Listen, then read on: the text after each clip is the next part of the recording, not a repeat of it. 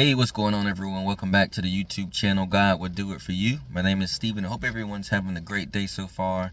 It's raining out, so we're just going to go ahead and get it done. But what we're going to be talking about today is how to respond when God gives you clarity on your situation. And the reason that this is important is because no matter what the situation is, whether God has given you clarity on your path, God has given you clarity on a decision, God has given you clarity on a blessing, He has blessed you, whatever the case may be, it does matter how you respond. And the best way to respond is to keep your mouth shut. Plain and simple, keep your mouth shut. I'm starting to realize things of how God has been keeping me and my son, the more He is revealing things, and also just me seeking Him relentlessly in prayer, asking Him for clarity on certain people in my life, on whether I need to remove them or not.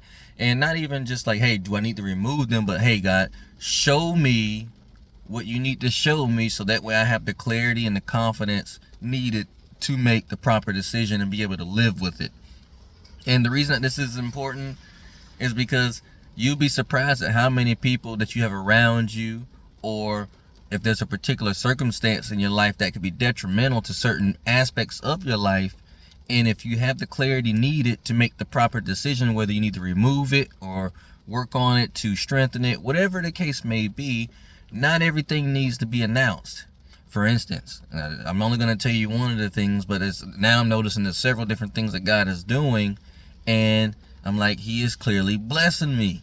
And that's a great thing to brag about God, but your next door neighbor or your family member or your best friend may be going through a different particular path in life, and they may not feel the same way. And you do not want somebody praying bad things or being envious or just jealous. And I know you can't control people's emotions, but you can control what information is put out into the world for people to know. And it all comes down to you having that wisdom and discernment to keep your mouth shut. It's not hard. I know sometimes we get excited. Let's say, I see it on Facebook all the time. People get a house. They're like, hey, yeah, we got a big house. We got a nice 4-bedroom. They're seeking validation from the world, and they're also putting their business out there. So now people that are actually watching them in not the most positive way, now they know exactly what's going on.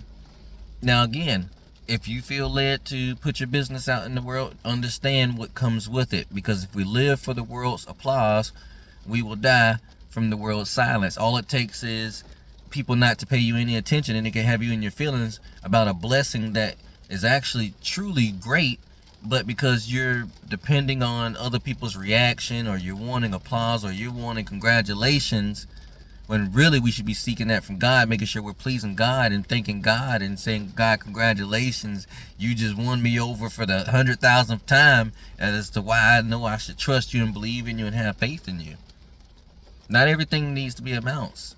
The book of Joseph just talks about this. The story of Joseph is just so pronounced and it's profound, because it's very plain that if he would have just kept his mouth shut, his whole life path would have been different.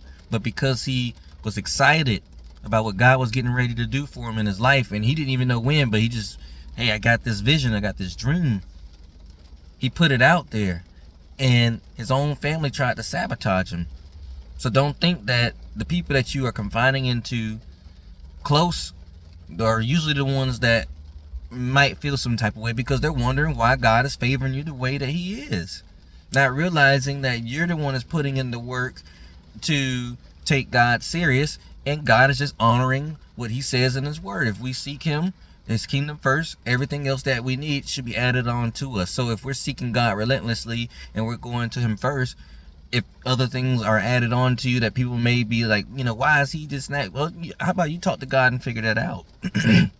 But for instance, my next door neighbor, granted her apartment is upgraded, but I know the upgraded apartment rate in my neighborhood is like $13.72, and then it goes up from there.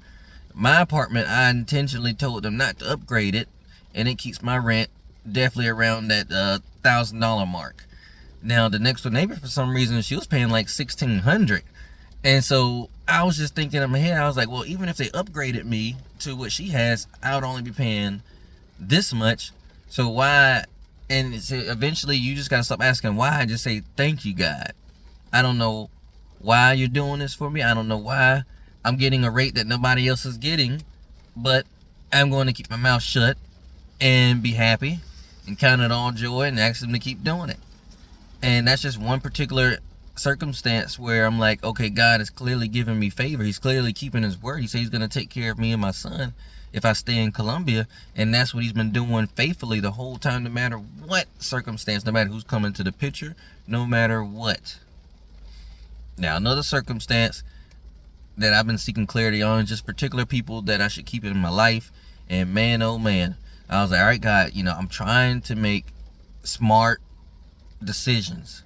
I'm not asking you to make the decision for me, but I need clarity. I need you to reveal whatever it is that you can reveal to me that will give me the confidence to make whatever decision I need to make regarding this person, whether they need to stay in the picture or they need to be removed out of the picture.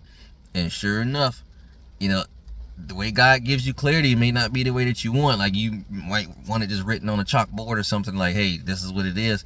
But God will allow circumstances to happen. He will reveal someone's true nature to you.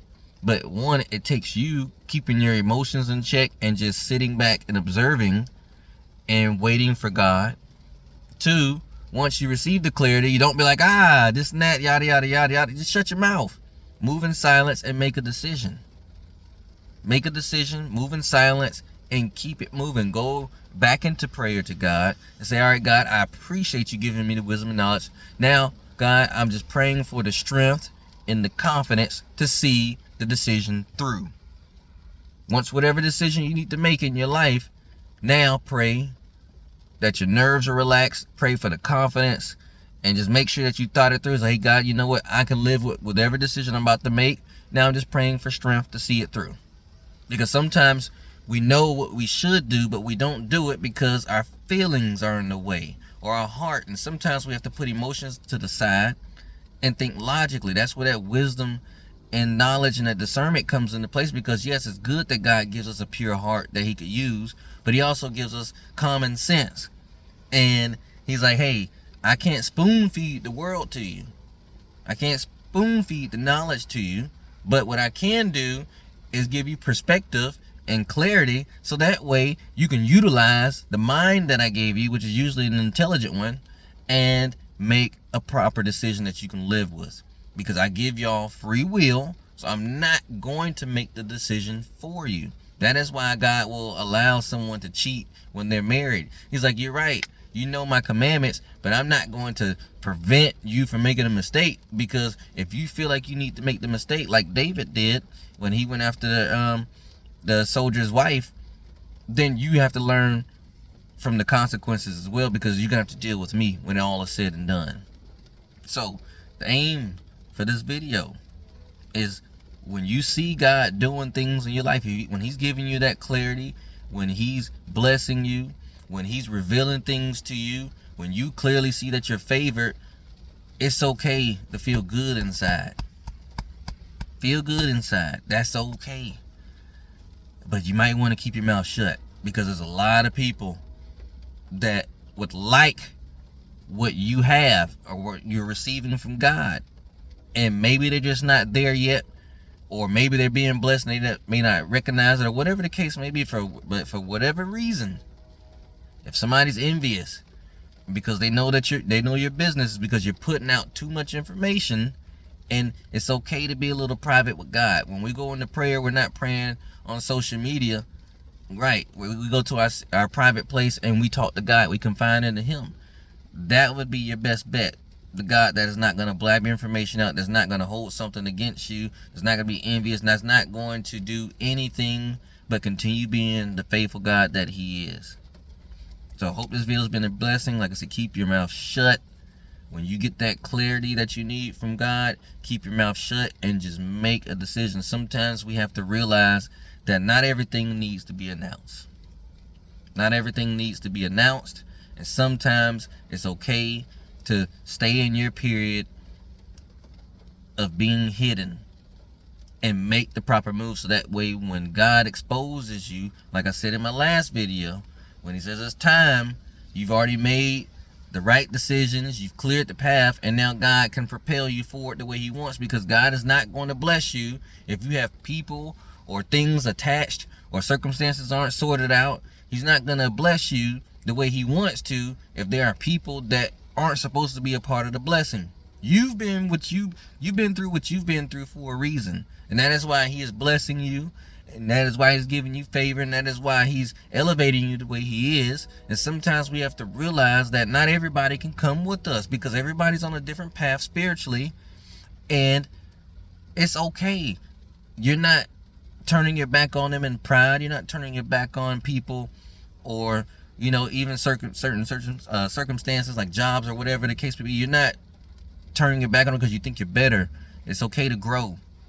God grows us into leaders. Leaders are meant to lead. They're not meant to stand with everybody in the crowd and blend in and hey, we're all doing this together. No, leaders lead for an example.